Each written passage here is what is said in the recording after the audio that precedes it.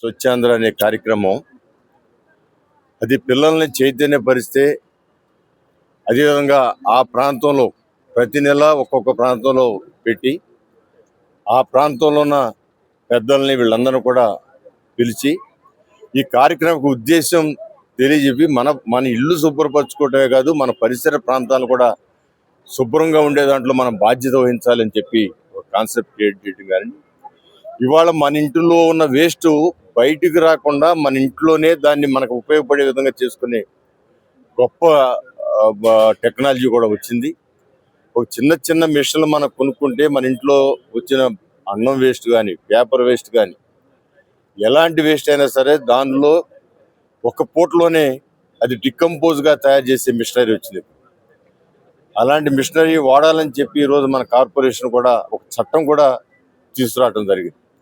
ఎవరింట్లో అయితే 100 కేజీలు వేస్ట్ వస్తుందో వాళ్ళు కంపల్సరీగా ఆ వేస్ట్ని ప్రభుత్వానికి భారంగా కాకుండా వాళ్ళ ఇంటికి వాళ్ళకు ఉపయోగపడేది. ఇవాళ చెత్త నుంచి సంపద సృష్టించిన కాన్సెప్ట్లు అనేక ఉన్నాయి. దానికి ఆద్యుడు అలాంటి ఆలోచన తీసుకొచ్చిన వ్యక్తి మన ముఖ్యమంత్రి నారా చంద్రబాబు నాయుడు గారు. చెత్తని చెత్తగా వేస్ట్గా పరేసి దాని ద్వారా అనేకమైన అనారోగ్యమైన విధానాలు ఏర్పడతా ఉంటే, ఇవాళ అదే చెత్త నుంచి ఎవరికి అనారోగ్య పాలు కాకుండా సంపద సృష్టించుకునే మార్గాలు ఆయన తీసుకొచ్చి వాళ్ళ ప్రజలకి తెలియజెప్పడానికే ఈ యొక్క 3వ శనివారం ప్రతి నెలలో ఏర్పాటు చేసే కార్యక్రమం. ఇలాంటి కార్యక్రమాల్ని స్థానికులు కూడా వచ్చి ఆ కార్యక్రమం జరిగేటప్పుడు ఒక అరగంట గంట పార్టిసిపేట్ చేస్తే ఆయన కాన్సెప్ట్ని తొందరగా అందరిలోకి తీసుకెళ్లే దాన్ని గొప్పగా మార్చి సంపదగా సృష్టించే కార్యక్రమానికి అందరూ కూడా దాని పాత్రదారులు కావాలని చెప్పి నేను మనస్ఫూర్తిగా మీ ద్వారా కోరుకుంటున్నాను. ఈవెన్ ప్రధానమంత్రి గారు కానీ ముఖ్యమంత్రి గారు కానీ ఎక్కడ ఎలా చేస్తుందో అది కూడా తెలుస్తుంది. మనం ఇంత చేసాము, రాంగ్ ఇన్ఫర్మేషన్ వెళ్ళకూడదు. అట్లాగే ముఖ్యంగా ఈ 3 కాంపోనెంట్ ఆల్రెడీ ఈ 3 ఎజెండాలు సార్ చెప్పారు.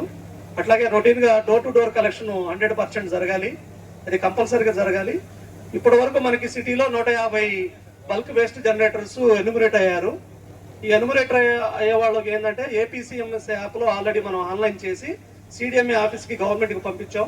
నెక్స్ట్ స్టెప్ ఏంటంటే ఈ సెంట్రల్ పొల్యూషన్ కంట్రోల్ బోర్డులో సెల్ఫ్ ఎన్యూమరేషన్ చేసుకోవాలి. మీకు అర్థం కాకపోతే మా వాళ్ళు కూడా ఈ మనకి శానిటరీ సెక్రటరీస్ ద్వారా, ఇన్స్పెక్టర్ ద్వారా, ఎస్ఎస్ ద్వారా, హెల్త్ ఆఫీసుల ద్వారా ఇది మేము కావాలంటే మీకు గైడ్లైన్స్ ఇచ్చి చేపిస్తాం. ఇందులో ఎటువంటి డబ్బు కట్టడం ఏమి ఉండదు. సార్ చెప్పినట్టు మీరు చేసుకోలేకపోతే మాకు హ్యాండ్ ఓవర్ చేస్తే మేము చేసి ఎలా చేయాలి. పెద్ద పెద్ద ఇన్స్టిట్యూట్స్ 100 కేజీ దాటిన వాళ్ళు, పెద్ద హోటల్స్, పెద్ద పెద్ద మాల్స్, అపార్ట్మెంట్స్, కళ్యాణ మండపాలు, మనకి ఫుడ్ మ్యానుఫ్యాక్చరింగ్ చేసే యూనిట్స్, ఇవన్నీ కంపల్సరీ అవ్వాలి. వీటి వల్ల మనకు ఉపయోగం. ఎందుకంటే అక్కడే రెడ్యూస్ అయిపోతుంది. మనకి 100 కేజీస్ వచ్చింది అనుకో, అక్కడికి 5 కేజీలకి అయిపోతుంది. ఎక్కువగా ఈ మొక్కలు, ప్లాంట్స్ అన్ని కట్ చేసేస్తున్నారు. అవి కూడా మిషనరీ ద్వారా అక్కడే మనం డీసెంట్రలైజ్ చేసి అక్కడే పార్కులకు వేసుకోవడం ఇలాంటి చేయడం జరుగుతుంది. అట్లాగే గార్డెన్, టెర్రస్ పైన అన్ని మెథడ్స్ మీకు అందరికీ తెలుసు. మనం ఇప్పుడు 150 చేసాం. కర్నూలు సిటీ అయితే 200, 300 వరకు చేశారు. ఇవాళ నుంచి మళ్ళీ సారు పర్మిషన్ తీసుకున్నాం. ఇవాళ నుంచి కూడా కొత్త వాళ్ళు ఎవరైనా ఉంటే జాయిన్ చేసుకొని ఈ నెల మొత్తం కంటిన్యూ చేయాలి. పొల్యూషన్ కంట్రోల్ బోర్డులో చేస్తేనే అది ప్రక్రియ కంప్లీట్ అయినట్టు. అట్లాగే చెత్త అంటే డికంపోజ్ అయ్యేదానంతా తడి చెత్త అంటాం. అది తడి అంటే నీళ్లతో ఉన్న చెత్త అని కాదు. మన ఇంట్లో ఏదైనా డికంపోజ్, గోల్ సంచి ఉంటుంది, డికంపోజ్ అవుతాయి. కాగితాలు ఉంటాయి, అది డికంపోజ్ అవుతాయి. డికంపోజ్ అంతా తడి చెత్త అంటాం. పొడి చెత్త అంటే ప్లాస్టిక్. అంటే అదే అవన్నీ ఇప్పుడు ప్లాస్టిక్ ఇప్పుడు మనకి ప్లాస్టిక్ వచ్చిన తర్వాత గతంలో అందరం కూడా ఒకే గ్లాసులో మంచినీళ్ళు తాగేవాళ్ళం. ఇప్పుడు ప్లాస్టిక్ వచ్చిన తర్వాత కాఫీ తాగటం, దాన్ని ఇసిరేయటం, అది మన డస్ట్బిన్లో మనం పడేస్తాం. ఇది తీసుకెళ్ళి ఎక్కడో పడేస్తారు. అది జీవితాంతం కూడదు. అది ఎంత మంచి ఉందో అంతకంటే డబుల్ చెడు. ఎప్పుడో 20 ఏళ్ళకి తీసేయండి, అది పర్లేదు, బాగుంటుంది, సౌండ్ వస్తుంది. ఇక విపరీతమైన పొల్యూషన్ అయిపోతా ఉంది. అలా ఆ ప్లాస్టిక్ లేకుండా మేము చిన్నప్పుడు మీకు తెలియదు ఆ విషయాలు. మన స్టీల్ గ్లాసులు ఉండే ఇంట్లో అయితే ఒక 2 గ్లాసులు ఉంటే కుటుంబానికి సరిపోయేది. అలాగే మట్టి గ్లాసులు ఉండేవి, మట్టి పాత్రలు ఉండేవి. ఆ రకంగా ఉండేది. ఇప్పుడంతా కూడా డిస్పోజబుల్ లేదా దానివల్ల హాని ఎంతో. ఇప్పుడు అమ్మ ఒక చిన్న ఎగ్జాంపుల్ చెబుతాం, మీరు కూడా ఎక్కువగా సైన్స్ గ్రూప్ ఉంటారు కదా. ఇప్పుడు మన హోటల్లో ప్యాకింగ్ తెచ్చుకుంటాం, అది పలావ్ కావచ్చు, సాంబార్ కావచ్చు. వాళ్ళు దేంట్లో పంపిస్తారు? ప్లాస్టిక్ బ్యాగులో వేడి వేడి సాంబారు పోసి దాని చుట్టూ బాగా దారి వేసి కట్టి ఇంత ఒక మూటలు ఇస్తారు మనకి. ఆ వేడి వేడి సాంబారు ఆ ప్లాస్టిక్ ఎంతో కొంత కరిగి దాంట్లోకి వస్తుంది కదా, ప్లాస్టిక్ కరుగుద్ది కదా వేడికి, దాంట్లోకి వస్తుంది కదా. ఆ సాంబారే మనం అన్నంలో కలుపుకుని తింటాం కదా. ఇప్పుడు ఆ ప్లాస్టిక్ ఎక్కడికి వెళ్తుంది? మన పొట్టలోకి వెళ్తుంది కదా. అదే స్లో పాయిజన్, దానివల్లనే క్యాన్సర్ వస్తుంది. ఇవాళ మా చిన్నప్పుడు క్యాన్సర్ అంటే ఒక మొత్తం 100 ఊళ్ళలో ఒక ఊళ్ళో క్యాన్సర్ వచ్చిందంటే పాపం అనుకుంటాం. ఇవాళ ఇంటికి ఒక క్యాన్సర్ పేషెంట్ ఉన్నాడు. ఎందుకు అంత తేడా వచ్చింది? మా చిన్నప్పుడైతే వ్యవసాయం చేసినా అంత ఆర్గానిక్, అసలు ఏమి మందులు కొట్ట ఉండేది కాదు. ఆ చేనుకు బలం కావాలంటే మన ఇంట్లో ఉన్న ఆవులు, గేదెలు అవి వేసిన పేడ, ఆ పేడను మగ్గపెట్టి ఒక పెంటపోగు అనేవాళ్ళం దానికి. ఇంటికి ముందు దూరంగా అది పెంటపోగు అంటే ఆ పెంటపోగు కూడా మంచి వాసన వచ్చేది. మంచి వాసన చెడు వాసన కాదు, ఆ వాసనతో క్రిములు చచ్చిపోతాయి. ఇప్పుడు మన ఇంటి ముందు కళ్ళాపు చల్లుకుంటాం. మీకు అమ్మ కళ్ళాపు చల్లుకోవటం అనేది తెలుసమ్మా? ఎవరికన్నా తెలుసమ్మా? గ్రామం నుంచి వచ్చినా తెలిసేమో. కళ్ళాపి చల్లుకోవటం అంటే జనరల్గా ఆవు అనుకోవచ్చు అందరూ, ఏంటో కార్యక్రమం. అధికారులు కూడా అనిపించవచ్చు, ఎందుకు మమ్మల్ని ఇట్లా ఇబ్బంది పెడతారు, శనివారం ఆఫీసులో కూర్చొని ఏదో పని చేసుకుంటాం కదా, రోడ్డు మీదకి వెళ్తారు, ఎవరికి స్పందన ఉండదు. కానీ అది దాంట్లో అధికారులకి ఒక ఆశయం అర్థం అవ్వాలి. అలాగే ఈ ప్రాంతానికి వచ్చే రోజుకు ప్రతి నెల ఒక ప్రాంతంలో పెడుతున్నారు. ఈ చుట్టుపక్కల ఉన్న మన కాలనీ ప్రెసిడెంట్లు వచ్చారు, కానీ కాలనీ కోసం ఎవరు ఒక్కరు కూడా రాలా. వీళ్ళందరూ కాలనీ ప్రెసిడెంట్ కూడా వీళ్ళు పిలుస్తుంటారు, మాకు రేపు ఏదైనా పనికి వెళ్తే మళ్ళీ చేయలేమని చెప్పి వచ్చి ఉంటారు కాలనీ ప్రెసిడెంట్. అది నలుగురు వచ్చారు, కానీ అది నిజమైన వాళ్ళు ఒక అరగంట వచ్చి ఇక్కడ చెప్పే విషయాలు తెలుసుకుంటే, మనం ఏ ఒక్క సమస్య అయినా పరిష్కారం కావాలంటే ఒక అధికారి తలుచుకుంటేనే అవ్వదు, లేదా ఒక ఎమ్మెల్యే తలుచుకుంటేనే అవ్వదు. అందరూ అధికారులు, ప్రజాప్రతినిధులు, ప్రజలు అందరూ కూడా సమన్వయంగా ఇది మంచి పని అనుకుని పనిచేసేది అవుద్ది. దానివల్ల మనం అనేకమైన ప్రయోజనాలు ఉంటాయి. వచ్చే జబ్బులు తగ్గిపోతాయి. వాళ్ళ హాస్పిటల్కి వెళ్తే జ్వరంతో వెళ్తేనే 70,000 అయిపోతాయి. 70,000, 80,000, 90,000, లక్ష అయిపోతుంది. బాగా ఎక్కువ జ్వరం వస్తే 1,00,000 అవుద్ది, తక్కువ జ్వరం వస్తే 50,000-60,000 అయిపోతుంది. ఆ 50,000-60,000 ఒక మిషన్ పెట్టుకుంటే అసలు జీవితాంతం. నిజం నారాయణ గారు, ఆ మిషన్లు వచ్చినాయి. మన ఇంట్లో వచ్చే వేస్ట్ అయిన అన్నం కానీ, కూరగాయలు కానీ, లేకపోతే ఒలిసిన తొక్కలు కానీ, కూరగాయలు కూడా బోల్డ్ వేస్ట్ అవుతుంది కదా మనం ఉండే దాంట్లో అనమాట. అందువల్ల పిల్లలు మీరు భావితరాలకి, సమాజానికి అవసరమైన వాళ్ళు. మీ యువశక్తి ప్రధానమైన శక్తిగా ఇవాళ చంద్రబాబు గారు అన్ని మీటింగ్లు చెబుతున్నారు. అంటే ఆ మీటింగ్లు చూసే టైం మీకు ఉండదు. ఆయన ప్రతి చోట కూడా యువశక్తిని ఎంపవర్ చేయాలి. మొన్నే పాపులేషన్ డే జరిగింది. ఈ పాపులేషన్ డేలో ప్రపంచం అంతా కూడా ఒకే నిర్ణయం తీసుకుంది, యువశక్తిని ఎంపవర్ చేయాలి, వాళ్ళ ద్వారా ఈ సమాజం బాగుపడాలని చెప్పి అనౌన్స్ చేయడం జరిగింది. ఆ యువశక్తి ఎంపవర్ చేయటువంటి యువశక్తి ఎంత బలం, వాళ్ళ సంపద. మన ఇంట్లో కోట్ల రూపాయల ఆస్తి కంటే ఒక బిడ్డ చదువుకుని మంచి స్థితికి వెళ్తే ఈ కోట్ల రూపాయలు ఏ మూలకి రావు. నేను చెబుతున్నాను, తాతలు తండ్రులు బాగా సంపాదించి మనకు ఒక 10 కోట్లు ఇచ్చారనుకోండి, అది మన జనరేషన్లోనే మాయమైపోద్ది. నెక్స్ట్ జనరేషన్ ఏమన్నా మళ్ళీ వాళ్ళు నేల మీదకి వచ్చేస్తారు. కానీ బాగా చదువుకుని ఆ చదువు ద్వారా సంపాదించిన జ్ఞానం ద్వారా మంచి స్థితికి వెళ్తే వాళ్ళ జీవితాంతం మరలా 2-3 జనరేషన్లు చక్కగా బతికే అవకాశాలు ఉంటాయి. సో ఇలాంటి ఆలోచనలు చెప్పే మన ముఖ్యమంత్రి గారిని మనందరం కూడా గౌరవించుకుంటూ, మన ప్రాంతాలే కాదు మన చుట్టుపక్కల కూడా పరిశుభ్రంగా ఉండేటట్టు మట్టి కూడా వేయించు.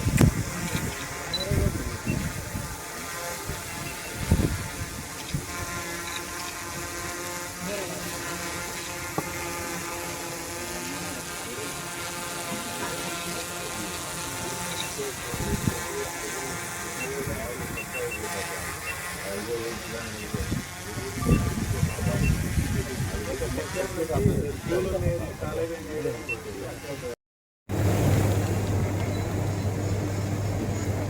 చంద్రబాబు నాయుడు గారు ముఖ్యమంత్రి అయిన దగ్గర నుంచి మొట్టమొదటిగా ముఖ్యమంత్రి అయింది 95లో ముఖ్యమంత్రి అయ్యారు. ఆయన ఎప్పుడు ముఖ్యమంత్రిగా ఉండగా మన పరిసర ప్రాంతాలు శుభ్రంగా ఉండాలి, మంచి వాతావరణానికి చెట్లు పెంచాలి, గవర్నమెంట్ ఏ చేస్తుంది అనుకోకుండా ప్రజలు కూడా శ్రమదానం చేసి జన్మభూమి అనే కార్యక్రమం మీద మనం చేయగలిగిన శక్తి వంచన లేకుండా సొసైటీకి ఇవ్వడానికి మనం పనిచేయాలని చెప్పి చెబుతూ ఉంటాం. ఆయన ముఖ్యమంత్రిగా పిల్లలకి బాగా తెలుసో తెలియదు, ఎందుకంటే మీ ఇంటర్మీడియట్ పిల్లలు అమ్మాయిలు ఇంటర్మీడియట్ పిల్లలు అంటే అంత ఎడ్యుకేషన్ మీద కాన్సన్ట్రేట్ చేస్తారు. మనకి చుట్టుపక్కల మురుగుంటే మాకెందుకు, మా ఇంట్లో లేదనుకుంటాం. కానీ చుట్టుపక్కల మురుగుంటే అక్కడ పెరిగిన దోమలు వచ్చి మన ఇంట్లోకి వచ్చి మన్నే కొడతాయి. ఇదంతా కూడా ఎక్కడ చూసినా దోమలు, మీ హాస్టల్లో కూడా ఉంటుంటాయి దోమలు. వాటిని నిర్మూలన చేయడానికి, ఒక మంచి వాతావరణం క్రియేట్ చేయడానికి ప్రతి నెలలో 3వ శనివారం ఇలాంటి కార్యక్రమాలు పెట్టుకుంటున్నాం. కార్యక్రమాలు పెట్టుకుని చుట్టుపక్కల ఉన్న పబ్లిక్ అంతా రావాలి, వచ్చి ఇక్కడ పెడుతున్న సమస్య ఏంటి, ఇది ఎవరి కోసం అని తెలుసుకోవాలి. కానీ ఎవరికైనా మాకు అంతా తెలుసులే అనుకుంటారు, మాకు ఆడి చెప్పేది ఏంటి మాకు అంతా తెలుసు అనుకుంటారు. వాళ్ళు తెలుసు అనుకుని ఇంట్లో మొత్తం బాగా క్లీన్ చేసుకుని ఇంటి ముందు పడేస్తారు బయట రోడ్డు మీద. ఇది మంద కాదనుకుంటారు. ఆ మురికే మరలా దాని ద్వారా వచ్చే అనర్థాలన్నీ కూడా మళ్ళీ ఆ ఇంట్లోకి వస్తాయి. ఈ రోజు నా డిపార్ట్మెంట్ వారు మంచి పని చేశారు. రేపు భావితరాలు సమాజంలో ఉన్నత మహిళలుగా తీర్చిదిద్దబడే చక్కటి పిల్లల్ని తీసుకొచ్చి ఇక్కడ కూర్చోబెట్టారు. ఎందుకంటే రోజు మా డాక్రా గ్రూప్ వాళ్ళు తీసుకురావడం, బలవంతంగా వాళ్ళు కిందకి పైకి చూడటం, మా ఇంకా కోపంగా చూడటం ఇది జరుగుతూ ఉంది. ఎందుకంటే నేను ప్రతి కార్యక్రమానికి వస్తున్నాను కాబట్టి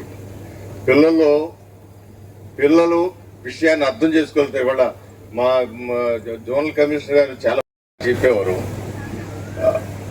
ఇవాళ మన ఇంట్లో వచ్చిన వేస్ట్, అది భోజన వేస్ట్, మీ హాస్టల్లో మీరు చూస్తూ ఉంటారు ఎంతంత భోజనం వేస్ట్ వస్తుందో. దాన్ని సరిగ్గా మనం డిస్పోజ్ చేయకపోతే ఎంత మురికిమయం, చక్కటి వాసన వస్తుంది. ఏం వాసన? చెడు వాసన. నేను గన్నవరం నుంచి వస్తా ఉంటే కేకే వాళ్ళ సంస్థ ఉంటుందండి, నేను 20-30 ఏళ్ళ మీద చూస్తున్నా. ఏసీ కార్లు గట్టిగా అద్దాలు బిగించినా, ఒకళ్ళకి నిద్రపోతున్నా అక్కడ వచ్చి మేలుకు వస్తుంది. ఎందుకు వస్తుంది? ఆ వాసన గమాయించి కారు లోపలికి వచ్చేస్తుంది. అక్కడ ఉన్న వేస్ట్ డిస్పోజల్లో వాళ్ళు పక్కన ఎక్కడో కొంటతో దాంట్లో వదులుతున్నారు. సరే, వాళ్ళ హాస్టల్కి మరి వాళ్ళు అలవాటు పడిపోయి ఉంటుందేమో కానీ వాసన రోడ్డు అంతా మాత్రం వస్తూ ఉంటుంది. చాలా చోట్ల కంప్లైంట్లు కూడా మాకు వస్తాయి. ఏమంటే నారాయణ సంస్థ ఉంది, చైతన్య సంస్థ ఉంది, లేదా కేకేఆర్ సంస్థ ఉంది, వాళ్ళు అక్కడి నుంచి మాకు బాగా వాసన వస్తున్నాయి. మేము అన్నట్టు ఊరుకుంటాం. ఎందుకంటే ఆ సంస్థలో, ఎందుకంటే ఈ సంస్థలు రెసిడెన్షియల్ సంస్థలు వచ్చిన తర్వాత సమాజంలో విద్యావంతులు ఎక్కువ మంది అయ్యారు, చక్కగా చదువుకున్నారు. మంచి మా భారతదేశంలోనే మంచి ర్యాంకులు తెచ్చుకుని ఉన్నత చదువులకు వెళ్తా ఉన్నారు. ఎందుకంటే మేము చదువుకునే రోజుల్లో ఈ రెసిడెన్షియల్ సంస్థలు లేవు. అసలు ఇంటర్మీడియట్లోనే 70% డ్రాప్ అవుట్ అయిపోయారు చదివి పాస్ అవ్వకుండా. ఇవాళ రెసిడెన్షియల్ వ్యవస్థలో మీరు అటు ఇటు తలదెప్పకుండా, ఇంకో దానికి మైండ్ వెళ్ళకుండా, కట్టుదిట్టమైన పరిస్థితుల్లో ఇంటర్మీడియట్ అనేది ఒక క్రూషియల్ జంక్షన్ మనకి లైఫ్లో. అక్కడ కనుక మీరు మంచి మార్కులతో ఒక ప్రొఫెషనల్ కోర్స్కి వెళ్ళారనుకోండి, ఇక లైఫ్ దాంతో పాటు లైఫ్ అంతా కూడా మనకి మంచి జరుగుద్ది. అందుకే ఈ రెసిడెన్షియల్ వ్యవస్థని నేను బాగా గౌరవిస్తాను, బాగా కావాలనుకుంటాను. ఆ వయస్సు కూడా పిల్లలు డైవర్ట్ అవడానికి, అటు మంచి మార్గమైనా చెడు మార్గమైనా వెళ్ళడానికి ఆ వయసులో అది కీలకమైన ఏజ్. అందువల్ల ఈ రెసిడెన్షియల్ వ్యవస్థలో ఉండాలని అనుకునేవాడిని కాబట్టి ఎవరైనా నాకు కంప్లైంట్ చేసినా పర్లేదు చూద్దాం అనేది పోద్దులే చెబుదాం వాళ్ళకి అని అంటాం. కానీ మేము ఆ సంస్థ దగ్గరికి వెళ్ళి ఏంటమ్మా ఇట్లా వాసన వస్తుంది మీరు సరి చేసుకోండి లేకపోతే అది జనం. సో పిల్లలు ఇవాళ మన ఇంట్లో ప్రొడ్యూస్ అయిన తడి చెత్త అది 3 రకాలు చెత్తలు ఊరని చెప్పి పేదవారి కుటుంబాలని ఉన్నవాళ్ళు వాళ్ళు కూడా చెయ్యి అందించండి, వాళ్ళు కూడా కొంచెం పైకి తీసుకురండి, పేదల నుంచి బయటికి తీసుకురండి చెప్తే కొన్ని వేల మంది బయటకు వచ్చి కొన్ని లక్షల మంది పిల్లలకి చదువులు చెప్పిస్తూ ఉన్నారు. కొన్ని మీ నారాయణ సంస్థలు కూడా 300 మందికి చెబుతూ ఉన్నారు. మీరు మాకు చెప్పట్లేదండి, మా దగ్గర ఎక్కువ డబ్బులు తీసుకున్నారని మీరు అనుకోవచ్చు మనసులో. వాళ్ళు చేసే సర్వీస్ కూడా ఉంది నారాయణ సంస్థ వాళ్ళు కూడా. ఆ విధంగా అది ఒక పిలుపుకి అంత. ఇవాళ మీ పరిసర ప్రాంతాలని పరిశుభ్రంగా ఉంచుకోండి. మీ ఇల్లు పరిశుభ్రంగా ఉంది నా డ్యూటీ అయిపోయింది అనుకుంటే అవ్వదు. మీరు వేసిన వేస్ట్ మీ ఇంటి ముందుకో లేదా పక్కకో లేదా లారీల మీద వెళ్ళి ఇంకోసారి డంపింగ్ యార్డ్గా తయారవుతుంది. అక్కడున్న చుట్టుపక్కల ఉన్న ప్రజలకి అసౌకర్యం కలుగుతుంది. అందువల్ల మన ఇంటితో ఖర్చు కడతాం, ఖచ్చితంగా ఇళ్ళు 1 కోటి రూపాయలు 2 కోట్లు 3 కోట్లు స్తోమత కొద్దీ కడతాం. దాంట్లో ఒక 25,000 రూపాయలు 40,000 రూపాయలు చిన్న మిషన్ పెట్టుకుంటే ఇదంతా ఇంట్లో ఉన్న మురికంతా కూడా పోతుంది. ఇది ఎవరికి హాని కలిగిస్తుంది, అది మళ్ళీ మరల ఇంట్లో ఉన్న మొక్కలకి ఉపయోగపడుతుంది. అది చెప్పడానికే ఎందుకంటే చంద్రబాబు గారు యొక్క ఆశయాలు కానివ్వండి, ఆయన ఉద్దేశాలు కానివ్వండి, ఆయన చేసే పని కానివ్వండి, ప్రతి ఒక్క దాంట్లో కూడా ఎంతో మందికి ఉపయోగపడే ఆలోచనలు ఉంటాయి ఆయన దగ్గర. మీకు హైదరాబాద్ నగరం చూస్తుంటారు కదా చాలా మంది. హైటెక్ సిటీ తెలుసా మీకు? హైటెక్ సిటీ తెలిసిన వాళ్ళు ఎంత ఉందో, హైటెక్ సిటీ అంటే తెలిసిన వాళ్ళు ఎంత చేయలేదు తన తల్లి బాగానే. హైటెక్ సిటీ ఆయన ఒక్క బిల్డింగ్ తీసుకెళ్లి కొండల మధ్యలో గుట్టలో అసలు అక్కడ దారి కూడా లేని ప్రదేశంలో ఆ బిల్డింగ్ కట్టారన్న. ఇవాళ ఆ చుట్టుపక్కలే కాదు దగ్గర 40 కిలోమీటర్ రేడియస్ లో అది ఒక పెద్ద మహానగరంగా తయారైంది ఒక బిల్డింగ్ తో. ఆయన బిల్డింగ్ కట్టేటప్పుడు అప్పుడు కూడా ఎమ్మెల్యే ఉన్నాను. నా అదృష్టం అప్పుడు ఆయన ముఖ్యమంత్రి అయిన దగ్గర నుంచి ఇప్పటి వరకు కూడా ఆయనతో పాటు నేను ఎమ్మెల్యేగా ఉన్నాను. అప్పుడు నేను కూడా ఆయనంతా చదువుకున్నాను. నేను కూడా ఆయన చేసే ఆలోచనలకి నాకే ఇవన్నీ అక్కడ హైటెక్ సిటీ కడితే మనకేంటి లాభం, మా ఊర్లో ఏమైనా నేను పనిచేసే నియోజకవర్గంలో కడితే నాకు లాభంగా అనుకునేవాడు. కానీ హైటెక్ సిటీ కట్టిన తర్వాత కొన్ని లక్షల మంది పిల్లలు మీలాగా చదువుకున్న పిల్లలు రేపు చదువులు పూర్తయి ఉద్యోగాలు కొన్ని లక్షల మంది పిల్లలు వాళ్ళ నగరం అంతా తిరుగుతూ ఉన్నారు. ఏంజల్స్ లాగా తిరుగుతూ ఉన్నారంటే అది నారా చంద్రబాబు నాయుడు గారి యొక్క సంకల్పం, విజన్ అనేది కూడా మీ అందరికి చెప్తూ ఉన్నాను. హాస్పిటల్ ఎక్కువ మంది ఉంటున్నారు. దానికోసం ఎంత ఎందుకు చెప్తున్నానంటే మన ఇంట్లో ఉన్న వేస్ట్ని మనమే దాని పనికొచ్చే ఐటెంగా తయారు చేసుకునే సాధనాలు ఇవాళ వస్తున్నాయి. చిన్న మిషన్ పెట్టుకుంటే మన ఇంట్లో వచ్చిన వేస్ట్ అంతా ఆ మిషన్లో పడేస్తే 5-6 గంటల్లో పొడి చేసేస్తుంది. ఆ పొడిని మనం మొక్కలకు వేసుకుంటే విపరీతమైన బలం 5-6 గంటలో 10 గంటలో ఒక రోజులో వచ్చేస్తుంది పొడి. అవి కొనుక్కోగల ఎఫర్ట్ చేయగలిగిన శక్తి చాలా ఏళ్ళకు ఉంది. కానీ అటు చెయ్యాలనే ఆలోచన తీసుకురావటం ప్రభుత్వం యొక్క బాధ్యత. ప్రభుత్వం దానికోసమే ఈ కార్యక్రమాలు ఏర్పాటు చేశారు. చంద్రబాబు నాయుడు గారు 95 సంవత్సరంలో ముఖ్యమంత్రి అయినప్పుడు మీ జన్మభూమికి మీరు ఒక్కసారి మీరు పుట్టిన ప్లేస్ని మీరు చూడండి. మీరు సంపాదించిన దాంట్లో మీరు పుట్టిన స్థలానికి సర్వీస్ చేయండి అని చెప్పి ఒక అనౌన్స్ చేస్తే చాలామంది వాళ్ళ ఊళ్ళు వెళ్ళి అక్కడ చూసి ఆ ఊరికి ఏం కావాలి, మంచినీళ్ళ ట్యాంక్ లేదా, మేమందరం కలిపి మంచినీళ్ళ ట్యాంక్ కడతాం. ఇవాళ విజయవాడలో ఉన్న గవర్నమెంట్ స్కూల్స్ అన్ని ఆ రోజుల్లో ఆ స్కూల్లో చదివి దేశ విదేశాల్లోకి వెళ్ళి సంపాదించిన వ్యక్తులు వచ్చి ఆ స్కూల్ బిల్డింగ్లు కట్టారు. ఎస్పెషల్లీ విజయవాడలో పటమట హై స్కూల్ అదే ఒకటే ఒక హై స్కూల్ విజయవాడకి. హై స్కూల్ దాంట్లో చదివి అనేక మంది ఉత్తీర్ణులై దేశ విదేశాల్లో చక్కగా ఆర్థికంగా బలోపేతమై వాళ్ళు వచ్చి కొన్ని కోట్లు పెట్టి బిల్డింగ్. అంటే అప్పుడు దాకా ఎందుకు ఆలోచన రాలా? ఒక నాయకుడి పిలుపుకి ఎంత బలం ఉంటుందో అని నేను అది మీకు చెప్పడానికి ఆ విషయం చెబుతా ఉన్నా. మనం మీ గ్రామాలకు రండి, ఆ గ్రామాలను బాగు చేయండి అంటే అక్కినేని నాగేశ్వరరావు సినిమా యాక్టర్ గారు తెలుసమ్మా మీకు పిల్లలకి వీళ్ళకందరికీ తెలుసు. అక్కినేని నాగేశ్వరరావు సినిమా యాక్టర్ గారు తెలుసా? ఎందుకంటే మీరు పుట్టక ముందే ఆయన చచ్చిపోయి ఉంటారేమో. అక్కినేని నాగేశ్వరరావు గారు గుడివాడ దగ్గర గోపవరం అనే ఒక విలేజ్లో రామవరం ఏదో ఉంది, రామాపురం అనే విలేజ్లో పుట్టాడు ఆయన. చిన్నప్పుడు ఆయన ఏం చదువుకోవాలా, వ్యవసాయ కుటుంబం కూడా కాదు, గేదెలు కాసుకున్నాడు ఆయన. చిన్న కుటుంబం, వాళ్ళు 10 మంది 12 మంది పిల్లలు, చిన్న కుటుంబం, గేదెలు. ఆయన నాటకాలు వేసుకునేవాడు చిన్నప్పుడు. అట్లాగే ఆయన అదృష్టం మంచి ఆంధ్ర రాష్ట్రానికి, తెలుగు జాతికి నెంబర్ 1, 2లో హీరో అయ్యారు ఆయన. చంద్రబాబు గారు ఎప్పుడైతే ఈ మాట అన్నప్పుడు, అవును నిజంగా గ్రామంలోనే అట్ట పుట్టాను, అక్కడి నుంచి ఇంత వాడిని అయ్యాను, ఎప్పుడు మా ఊరు వెళ్ళి అక్కడ అవసరాలు చూడలేదని చెప్పి ఆయన వాళ్ళ ఊరు వెళ్తే వాళ్ళకి మంచినీళ్ళ ట్యాంక్ లేక ఎక్కడికో వెళ్ళి కడవలతో తోడుకుని నీళ్ళు తెచ్చు తాగుతున్నారు. ఆయన ఆయన యొక్క సొంత డబ్బులతో అక్కడ ఓవర్ ట్యాంక్ కట్టించి ఊరందరికీ మంచినీళ్ళు ఇచ్చాడు. అప్పుడు అన్నాడు ఆయన, నాకు తెలియక కాదు, మా ఊరి మీద ప్రేమ లేక కాదు, చంద్రబాబు ఆ అనౌన్స్ చేసేపాటికి నాలో కూడా ఒక ఆలోచన కలిగింది. అది నాయకుడి యొక్క పిలుపు, అది ఆ గొప్ప పిలుపు, మంచి పిలుపు. నారా చంద్రబాబు నాయుడు గారు ఇప్పుడు ముఖ్యమంత్రిగా ఉన్నారు, 95లో ముఖ్యమంత్రి, 4 సార్లు ముఖ్యమంత్రిగా ఉన్నారు. ఆయన ఇచ్చిన పిలుపుకి అనేక రకాలుగా స్పందనలు వచ్చాయి.